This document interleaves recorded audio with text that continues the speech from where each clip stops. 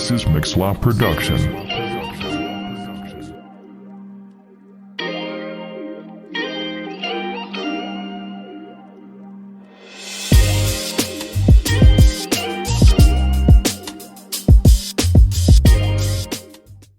Hello, bienvenue à tout le monde à Solideo Gloria, ce podcast qui glorifie le Seigneur, pas l'être humain, mais simplement Dieu.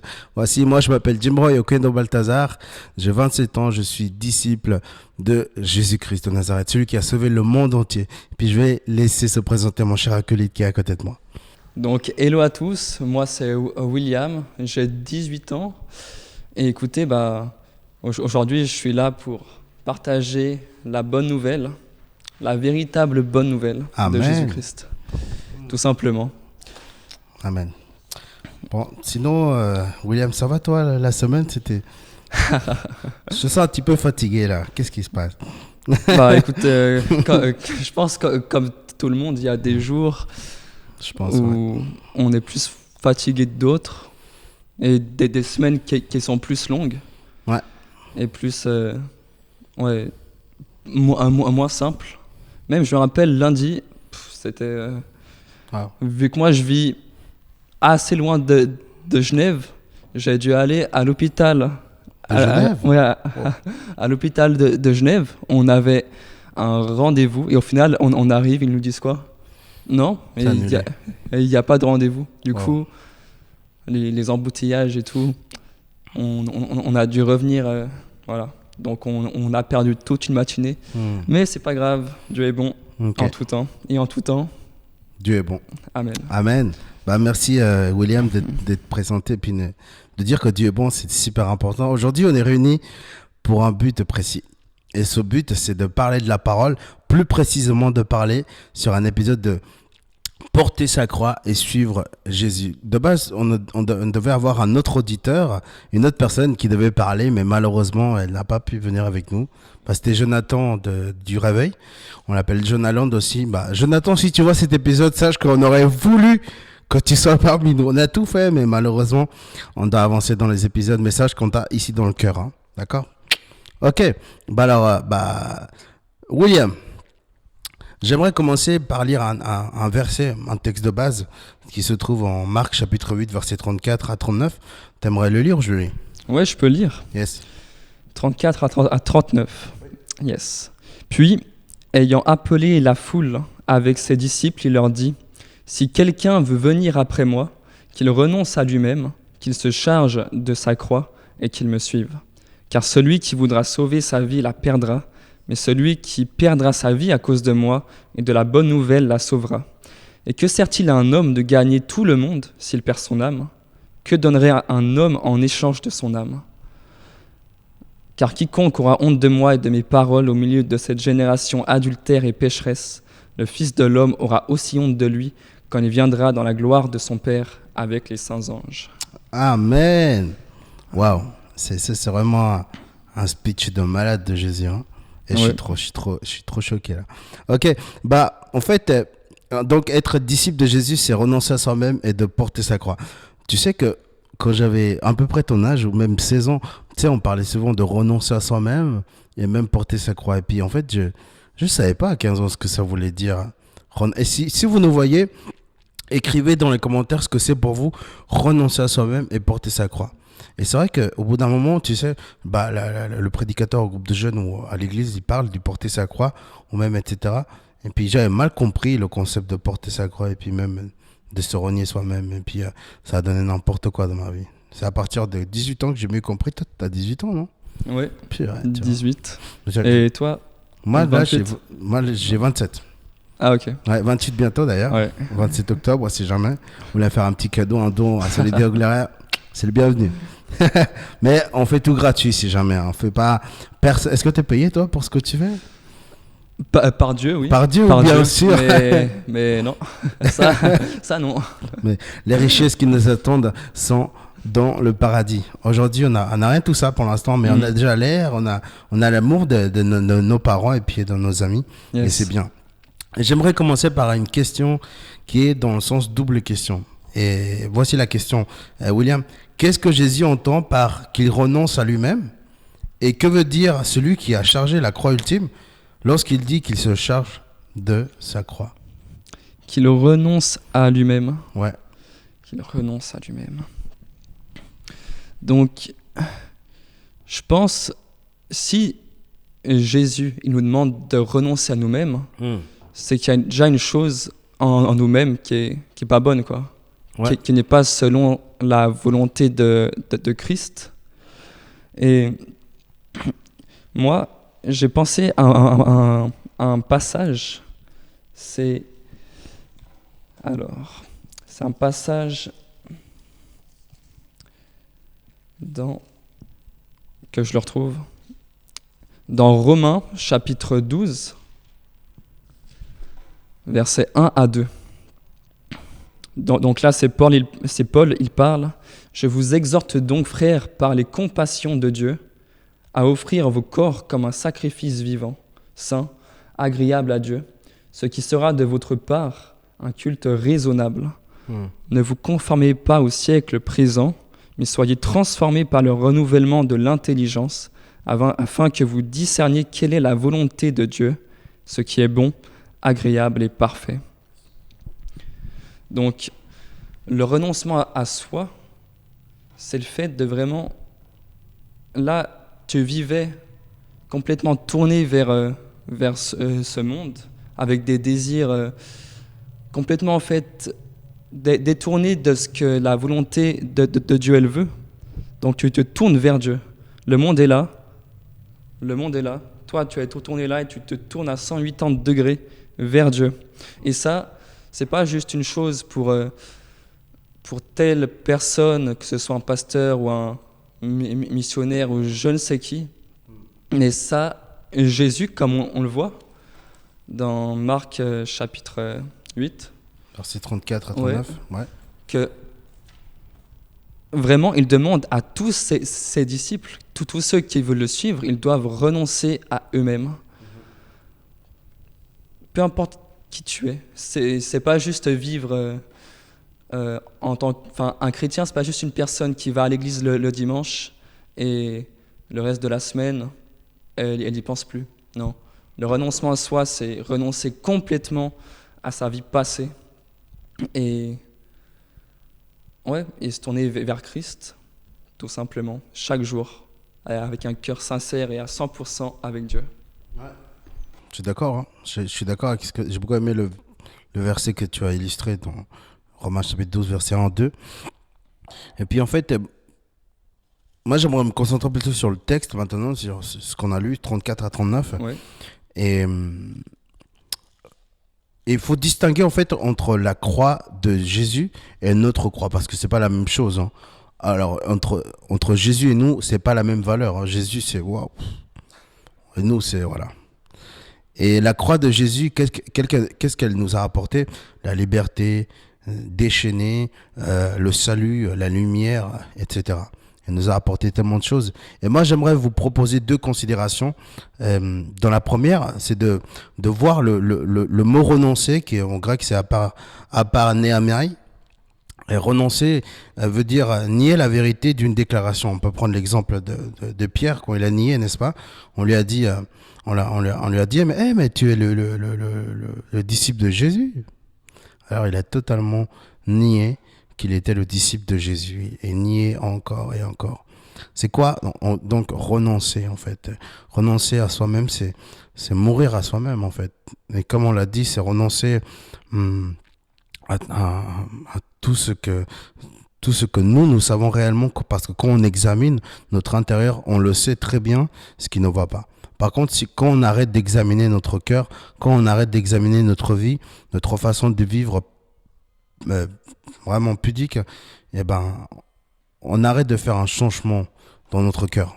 Et malheureusement, ça nous évite d'abandonner les choses principales qu'on devrait abandonner dans notre vie, et on stoppe.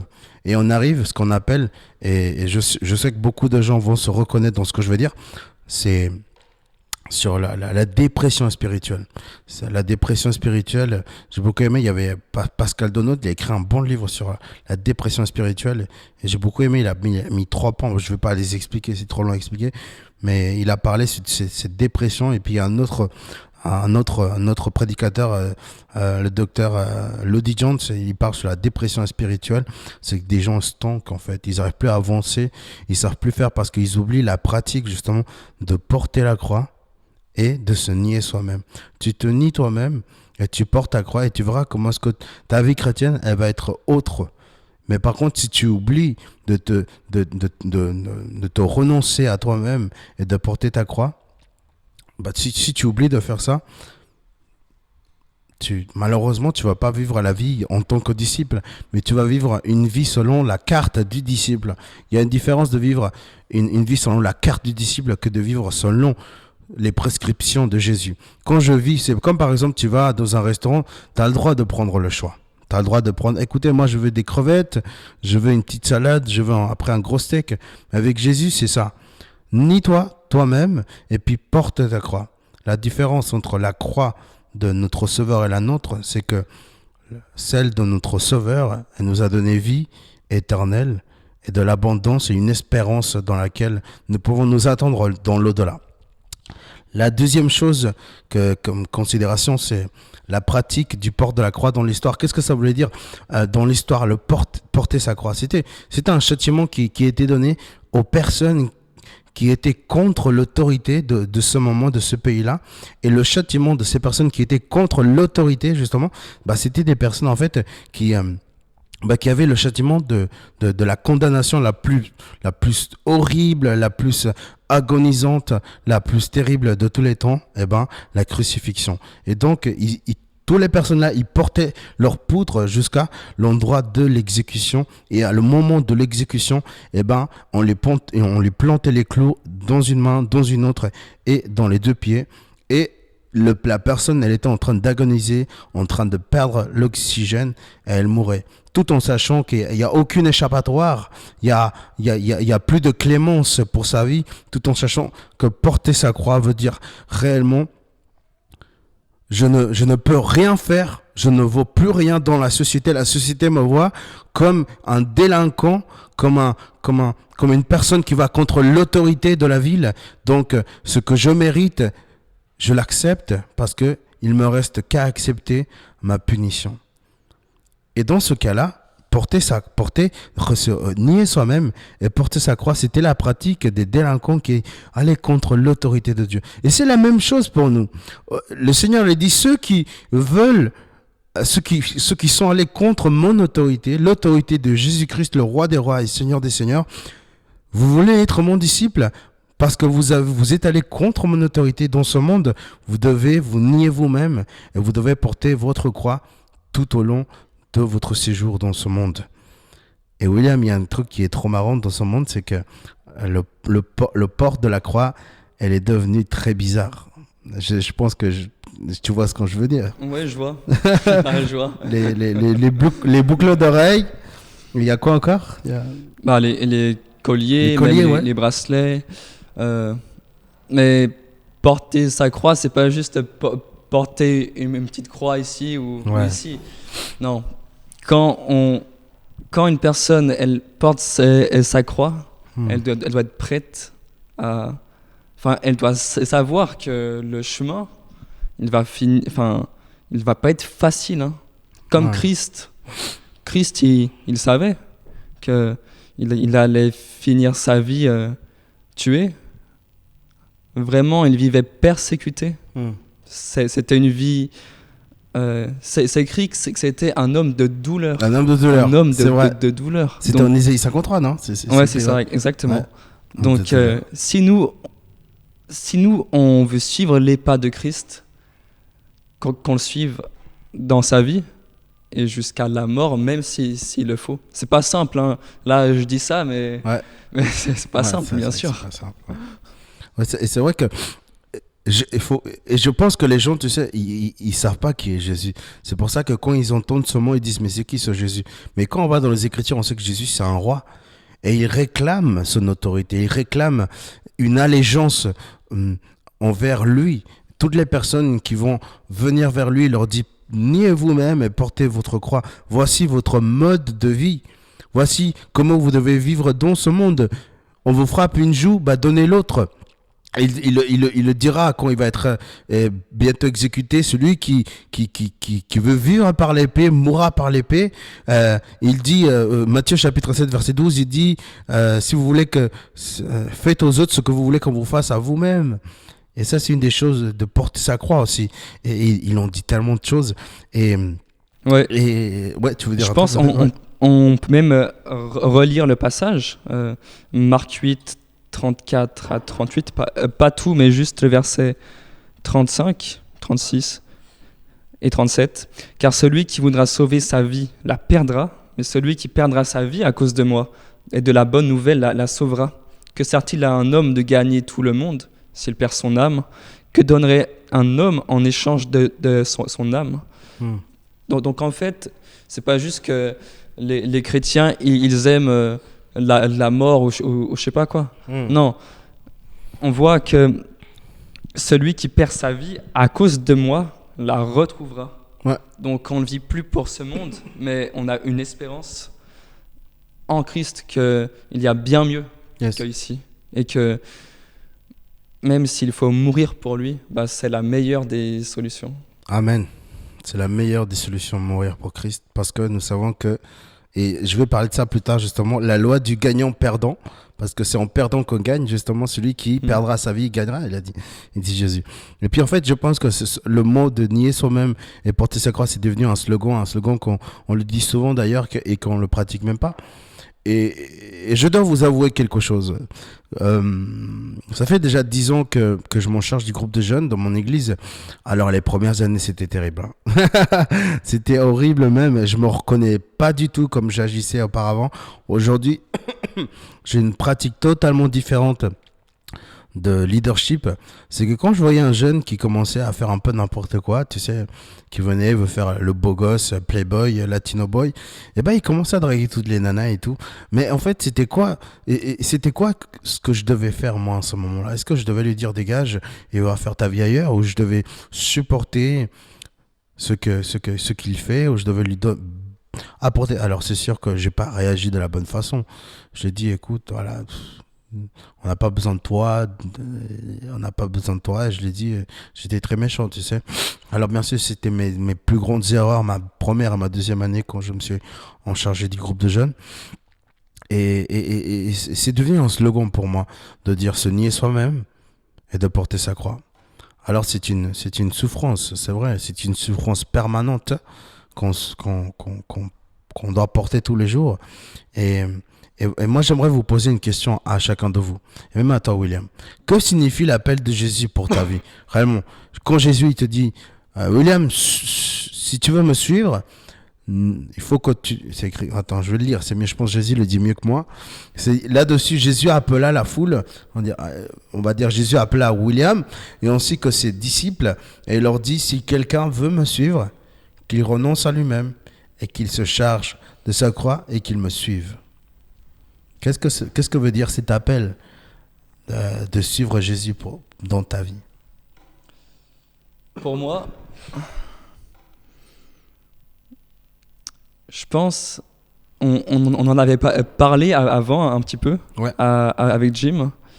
Je lui avais pas dit ce que c'était, mais là j'ai réfléchi et je pense vraiment c'est sortir, comme tu as dit, sortir de ma zone de confort en fait. Là, je suis pas vraiment dans ma zone de confort. Ma zone de confort, c'est chez moi, tranquillement, avec ma famille et tout. Mais c'est pas devant une caméra. Avec Jean-Pierre et puis tes sœurs. Ouais, c'est ça. En mangeant des raclettes. À chaque fois que je l'appelle, attends, je mange ma raclette, il dit. Et j'arrive après. Il mange que des raclettes, lui. Hein. Voilà. Je pense que c'est le petit confort suisse, la raclette. La raclette, c'est vraiment un petit... Comme on dit, c'est mon péché mignon. C'est ça le péché mignon. Mais ouais, c'est vraiment sortir de sa zone de confort. Parce que Dieu je pense, il aime aussi nous déstabiliser. Ouais. Oula, ça c'est... Genre... Gros point, là, ouais. Un soldat, quand il est à l'armée, les patrons, ils leur font pas faire des choses qui sont simples. Ouais. Se lever à telle heure, ou quand c'est la guerre, où il y a une mission, c'est pas dicté à l'avance, tu vas faire ça, je sais pas quoi. Ah, c'est ça, ouais. C'est pas une chose précise. Ouais. Dieu, il t'appelle quand tu t'y attends le moins. Et je pense, c'est vraiment pas simple. C'est vraiment pas simple, mais il faut lui faire confiance. Il faut vraiment lui faire confiance. Il est toujours là avec nous. Là, je sais qu'il est là. Il nous soutient. On n'est pas seul devant la caméra ou peu importe où on est, il est toujours avec nous. Amen. Même, ouais, excuse-moi. Amen, c'est bien, Même une fois, je me rappelle, c'était il y a quelques semaines. Donc j'étais dans le train et là, je ressentais vraiment en moi de me lever et de proclamer l'amour de Christ en fait. Mais je pense comme nous tous peut-être, il y a cette peur. Mais après, je sais pas ce qui s'est passé. J'ai senti vraiment, c'était vraiment palpable, c'était incroyable. J'ai senti vraiment la présence de Dieu et je me rappelais ce verset. Si je suis avec toi, qui sera contre toi? Amen. Et là, d'un bond, je me suis levé, j'ai commencé à parler, etc. Et vraiment, c'était incroyable. Quand tu sais vraiment que Dieu il est avec toi, qu'est-ce qui peut arriver en fait? Qu'est-ce qui peut arriver? Donc ouais, je crois que la question que tu as posée, c'était... Que signifie l'appel de Jésus pour toi, pour ta vie? Oui, donc c'est vraiment sortir de sa zone de confort. Ouais, c'est ça. Ne pas avoir peur des gens, mais savoir que Dieu il est avec nous. Et que, si Dieu est avec toi, qui sera contre toi? Amen. Ouais, en fait, moi j'ai répondu en 3 étapes à cette question. Que signifie l'appel de Jésus pour ma vie, parce qu'on a tous un appel totalement différent. On a bien sûr un appel pour aller à la gloire de Dieu. Mais moi j'ai mis, c'est le renoncement à soi-même et le port de la croix n'est pas qu'une simple pratique du week-end au groupe de jeunes ou à l'église. On se dit ouais, je suis chrétien, je prends ma Bible entre mes bras et puis je vais prêcher la bonne parole. Non, c'est tous les jours aller vers Jésus. Enfin, tous les matins se réveiller et dire Jésus, et je vais me nier moi-même. Je vais passer du temps avec toi le matin et puis je vais lire la parole parce qu'il faut que je m'instruise, parce que disciple, il y a un mot qui est assez similaire et qui vient, c'est discipline.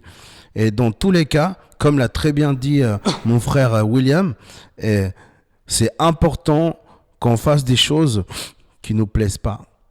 Aimer celui qui nous aime déjà, c'est tellement facile. Ouais. C'est tellement facile. Offrir un tacos à celui qu'on sait qui va nous offrir plus tard 2 cheeseburgers, c'est tellement facile. C'est trop facile. Vous savez, dans mon groupe de jeunes, il y avait des jeunes qui viennent comme pour bouffer. Hein. Et Jésus dira dans sa parole, il dira, mais vous venez que pour manger, il dit. Et ils disent, oui, bien sûr. Mais Jésus savait que ces gens-là avaient besoin de manger. Et au fond de mon cœur, je me disais aussi, ces jeunes-là ont besoin de manger aussi. Et d'ailleurs, moi, j'allais aussi pour manger dans plein de groupes de jeunes, hein, j'avoue. Hein.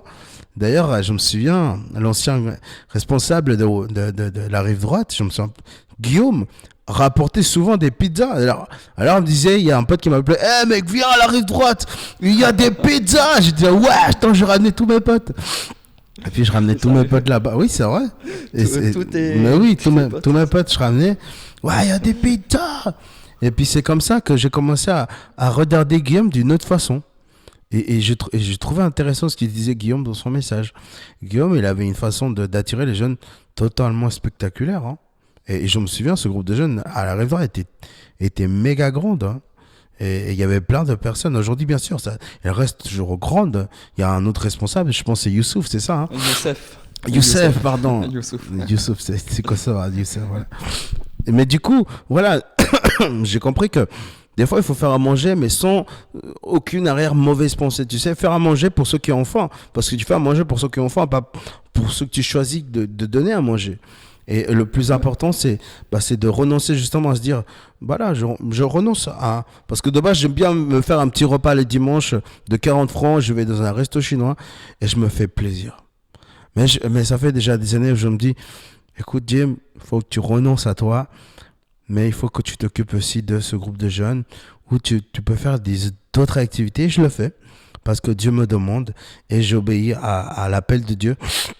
Et la deuxième chose, c'est de comprendre, avoir une compréhension de ce que veut dire de porter sa croix et se renier soi-même. Et c'est tellement important de se connaître soi-même aussi, parce que c'est en sachant qui on est qu'on va devoir renoncer à ces choses-là, les choses principales qui font une dépression spirituelle, une sécheresse spirituelle, quelque chose qui nous estanque et qui nous disent « Ouais, à cause de moi, tu peux pas bouger. » Eh ben non, au nom de Jésus, tu pars et tu me laisses tranquille. Parce que j'apprends à me connaître moi-même grâce à sa parole, parce que sa parole me dit que je dois me connaître moi-même afin de dégager tout ce que Jésus n'aime pas. Et c'est vrai que c'est difficile de prendre des choix dans notre vie. Et je disais à William avant que j'avais un grand désir quand j'étais petit. J'avais ce désir de jouer à la PlayStation jusqu'à 3 à 4 heures du matin. Alors bien sûr que c'est pas bon de jouer jusqu'à 4 heures du matin. Et vous allez me dire comment tu faisais, je ne sais pas. C'était... Mais moi c'est pareil. Hein. Je pense plein de jeunes, même vous, enfin pas tous, mais beaucoup, c'est pareil. Hein. Bah voilà, tu vois. Et puis moi j'ai décidé de vendre ma Play, mais j'ai décidé de vendre tous mes jeux. En tout, ça m'a fait 500 francs. J'étais content. J'avais quel âge? 18 ans, 19 ans, je pense à ce moment-là. J'ai tout vendu. Et puis, c'est important de se connaître soi-même afin d'aller vers le bon chemin. Et le 3, c'est notre formation à être disciple. Elle est vraiment extrême. Elle est extrême. Avec Jésus, c'est tout ou c'est rien? Et croyez-moi que quand j'ai compris qu'il fallait que je renie ma vie, que je renie mes amis, entre guillemets, ceux qui m'apportaient plus malheur que bonheur, je devais les laisser. Alors, pour moi, ça a été difficile, vous savez, parce que les amis, je les aimais beaucoup. Et les Latinos, on a beaucoup d'amis. Hein. Mais je me suis dit une fois, mais tu m'apportes rien en fait. Tout ce que tu m'apportes, j'ai jamais fumé, j'ai jamais bu de l'alcool, je me suis jamais drogué, rien de ces choses-là. Mais j'allais quand même avec ces gens parce que j'aimais l'ambiance et puis c'était sympa. Mais au bout de 17 ans, 18 ans, j'ai tout laissé tomber. Et j'ai dit, Dieu, je vais te suivre à toi. Et c'est en sachant que j'allais vers Jésus, et j'allais perdre beaucoup de choses. Et j'étais prêt, en fait, à être exécuté par tous mes amis à ce moment, crucifié carrément. Toi et moi, c'est fini pour toujours, me disait. Parce que je leur avais prêché la parole et parce que j'avais décidé de suivre Jésus radicalement. Alors, vous allez me dire, ouais, mais Jim, il faut avoir des potes, etc. J'ai des amis. Attends, quand tu deviens chrétien, tous les chrétiens du monde, c'est tes potes. Hein. Ah oui. C'est obligé. Si aucun chrétien ne veut pas faire ami avec toi, alors ça veut dire que c'est un gros orgueilleux, c'est un gros pharisien, et c'est juste un gars qui est en train de perdre sa vie, en train de faire n'importe quoi.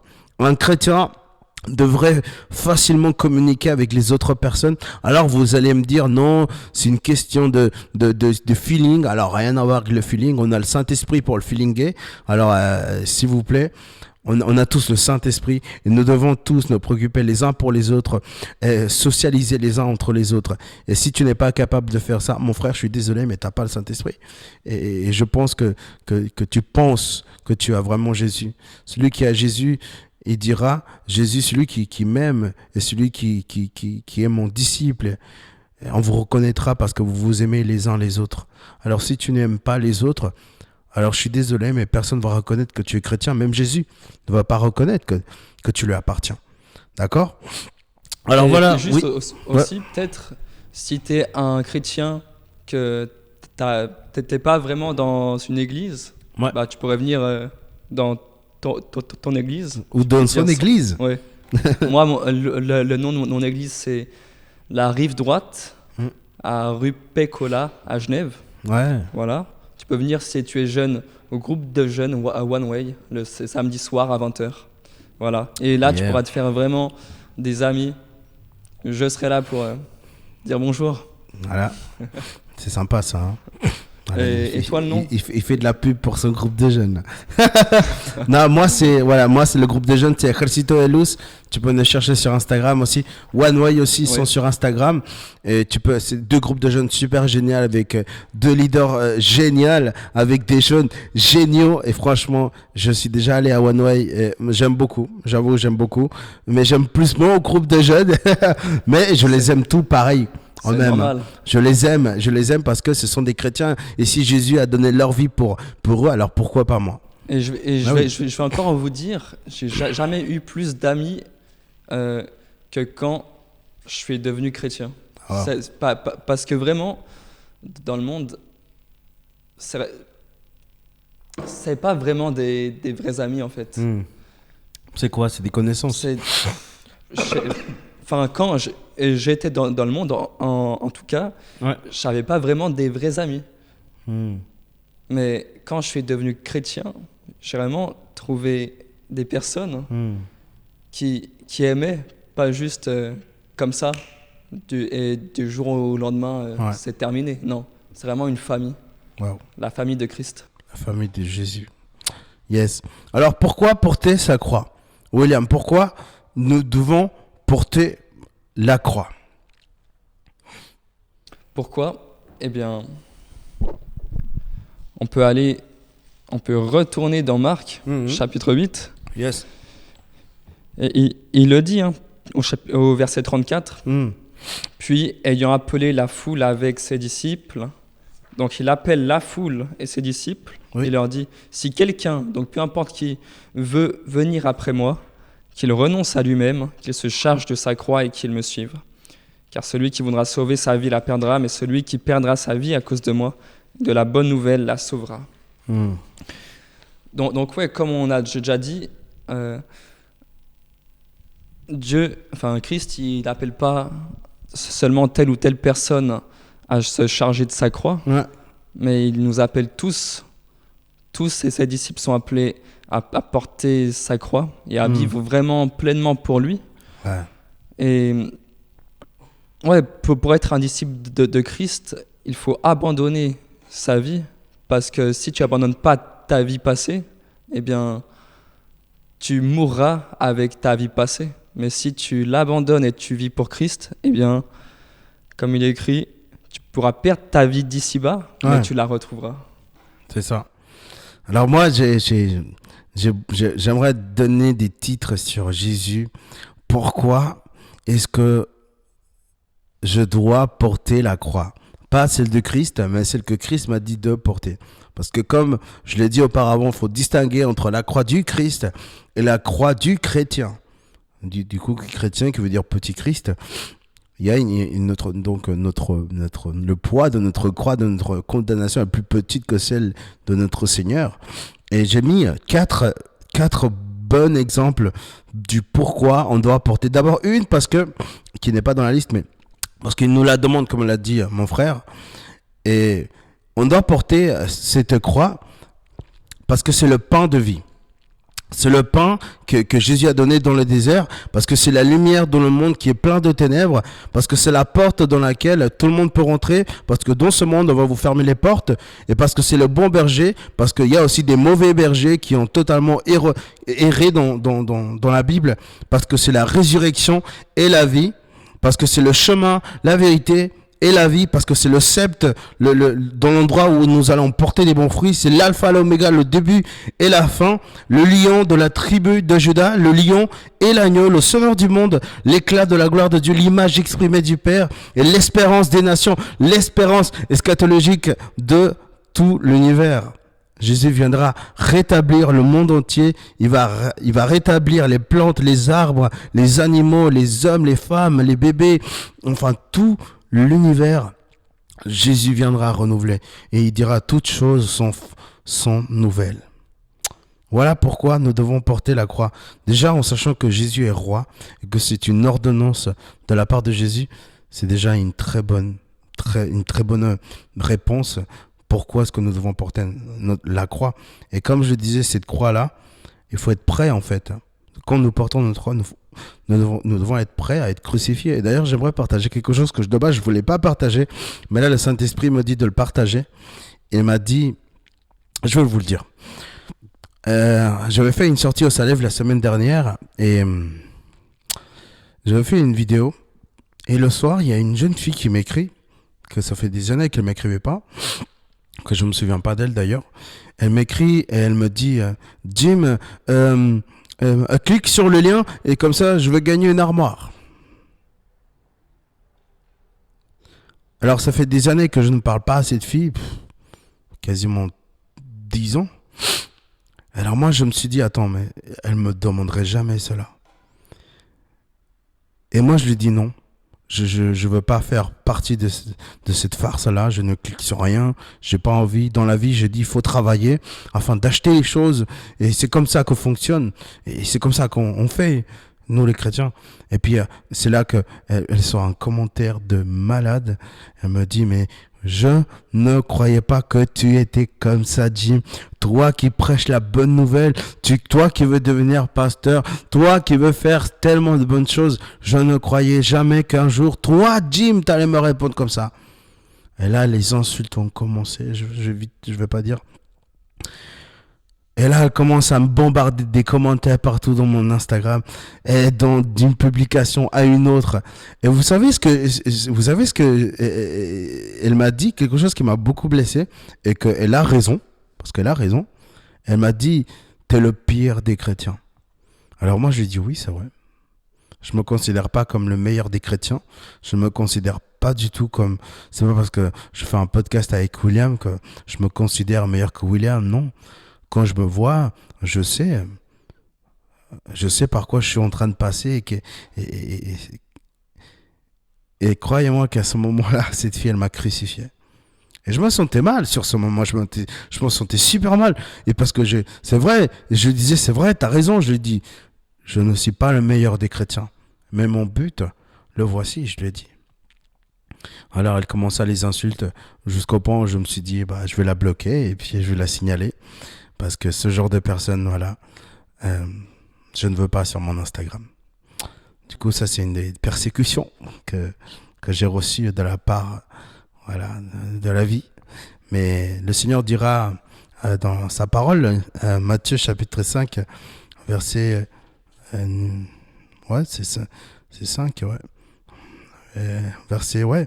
9, il dit heureux ceux qui répondent autour de... Ouais, c'est pas heureux ceux qui... Voilà, 10 et 11. Heureux ceux qui sont opprimés pour la justice, car le royaume des cieux leur appartient. Heureux serez-vous quand les hommes vous insulteront et vous persécuteront lorsqu'ils répandront toutes sortes de calomnies sur votre compte à cause de moi.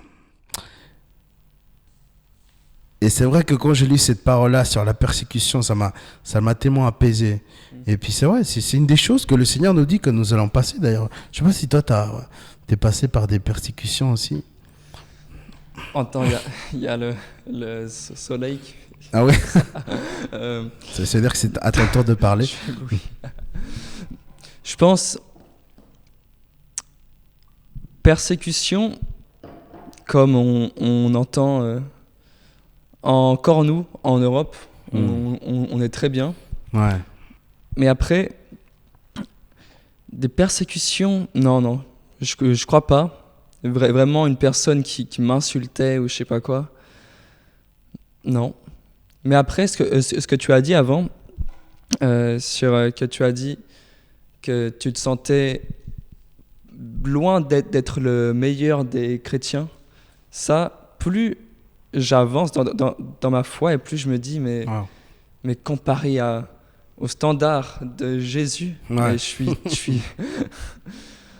Heureusement que sa croix, à lui, elle est là. Amen. Vraiment, sans lui, je pourrais rien. Quand on vous dit qu'il faut porter sa croix et que nous, on porte notre croix, on ne vous dit pas qu'on est parfait, suivez-nous, faites comme nous, je sais pas quoi. Enfin, si, portez votre croix, c'est important, mais on n'est pas parfait. On tombe. Ouais. On tombe, on retombe comme tout le monde. Mais ouais, vraiment, je vois que comparé à Christ, je suis loin d'être à la hauteur, quoi. Ouais. Très, très souvent, je me dis, mais j'ai raté, en fait. Mais après, Dieu nous relève. Et il est là avec nous. Amen. Ouais. Amen, merci de partager. C'est vrai qu'on partage tous les deux le même sentiment. C'est vrai qu'on est loin de se croire vraiment des bons chrétiens. Et c'est dans cette affliction que le Seigneur, en fait, nous rend forts. Et c'est dans cette affliction qu'en fait, on se rend compte qu'on a vraiment besoin d'être dépendant de la grâce de Dieu. Et c'est la grâce de Dieu qui nous suffit. Jésus dira à l'apôtre Paul, ma grâce seule te suffit. Ma grâce seule te suffit. Et nous vivons en dépendant de cette grâce qui est le don et agréable de Dieu. La lumière est à fort là. Bon, lumière, c'est la création de Dieu. Alors voilà. Ouais. Ok, bah, du coup, bah, qu'est-ce que la croix? Et puis en fait, à chaque fois, j'entendais en fait beaucoup de personnes parler de cette croix, disaient mais que vais-je gagner avec cette croix? Mais quels sont les avantages que j'aurai? Peut-être j'aurai plus de popularité, peut-être on me laissera plus prêcher à l'église quand je vais porter la croix, quand je vais me rogner, etc. Mais j'entendais tellement de chrétiens dire des choses comme ça. Et puis en réalité, c'est pas une question de que vais-je gagner, mais plutôt que vais-je gagner à Jésus en portant cette croix. Et voilà la différence maintenant. Et je pense que vous allez mieux comprendre aujourd'hui quand on dit que vais-je faire gagner à Jésus-Christ, parce que tout ce qu'on fait, c'est pour l'autre personne. C'est pas pour nous. Parce que si tu le portes pour qu'on puisse voir ta souffrance, comment tu souffres, pour qu'on te dise, oh mon petit loulou. Non, c'est pas ce genre de question. C'est une question de qu'est-ce que vais-je faire gagner à mon sauveur avec cette tentation. Quand une personne te crache dessus, et puis tu vas devoir tu vas devoir nier la vengeance dans ton cœur, et peut-être tu vas gagner une âme pour Jésus. Et tu vas devoir porter à tout moment, il va te crucifier, cette personne, elle te crucifiera, mais bon, ça fait partie de la vie chrétienne et Jésus nous l'a prévenu. Voilà le coût énorme de devenir disciple de Dieu. Regardez vous par vous-même combien est le coût de devenir disciple de Jésus. Disciple de Jésus, ce n'est pas juste les week-ends à l'église. Disciple de Jésus, c'est toute la vie. Disciple de Jésus, c'est de dire la vérité quand les gens sont en train de mentir. Être disciple de Dieu, c'est aller contre cette culture que nous sommes en train de vivre. Car dans ce monde, c'est le mensonge et le père du mensonge qui sont en train de régner et qui font dans son royaume un très grand royaume contre le royaume de Dieu, qui n'est pas très grand comparé à celui de Jésus, ni puissant d'ailleurs. Du coup, quand nous sommes conscients et quand nous portons la croix, en fait, on s'identifie à Jésus. On s'identifie parce que quand Jésus porta la croix, il a apporté et il a ouvert le chemin du salut. Nous, c'est pareil. Quand on va évangéliser, quand nous allons être dans le travail, au collège, à l'université, on va souffrir. Parce que nous avons décidé de vivre un mode de vie, de porter notre croix et de se nier soi-même afin que les gens puissent voir le chemin en nous. Donc, qu'est-ce qu'on doit faire? On doit mourir soi-même. On doit mourir à soi-même afin de laisser vivre Jésus-Christ en nous. Et j'aimerais lire un verset de la parole de Dieu en Galates chapitre 2, verset 20, qui nous dit, il nous dit, ce n'est plus moi qui vis, mais c'est Christ qui vit en moi. Ma vie en tant qu'homme, je la vis maintenant dans la foi au Fils de Dieu, qui par amour pour moi s'est livré à la mort à ma place. Voici ce que la parole de Dieu nous dit de faire. Et vous savez, et je me suis souvent posé la question en tant que responsable jeunesse, je me suis souvent posé cette question, tu sais, qu'est-ce que je dois faire en tant que leader de jeunesse? Et au bout d'un moment, je posais à plein de pasteurs la question, et leur réponse, ça m'a choqué, tu sais. Jim, ton seul rôle, c'est de prêcher la parole et prier pour eux. Pas plus que ça.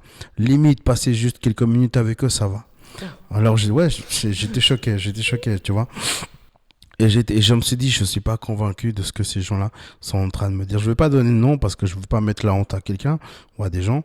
Mais moi, j'ai demandé à Dieu, Dieu, qu'est-ce que tu veux que je fasse? Et Dieu, il m'a dit, il m'a fait comprendre, comme moi, j'ai aimé l'Église, tu dois l'aimer pareil. Jésus a donné corps et âme à l'église. Et moi, je dois aimer son église, le groupe de jeunes, et je dois donner ma vie pour eux. Je vous donne un exemple, parce que j'avais un choix, et puis ceux qui me connaissent bien, je dors toujours vers 2h, 3h du matin, parce que je sais toujours qu'il y a un jeune qui m'appelle vers cette heure-là, et je m'endors pas parce que je ne veux pas, mais parce que je dois réviser, et puis je dois faire mes recherches aussi. Et il y a une fois un jeune qui m'a appelé vers 3h, 4h du matin, et j'étais pas très attentif à mon téléphone parce que j'étais à fond dans mes recherches. Et tout d'un coup, il y a un jeune qui m'appelle et j'entends sa voix il m'appelle avec une voix de peur, de très silencieuse, ténébreuse. Et il me dit, Jim, il m'a dit, je suis en prison. Il me dit, waouh, j'étais là, ok, c'est une blague. Au début, je t'avoue, je pensais que c'était une blague. Hein.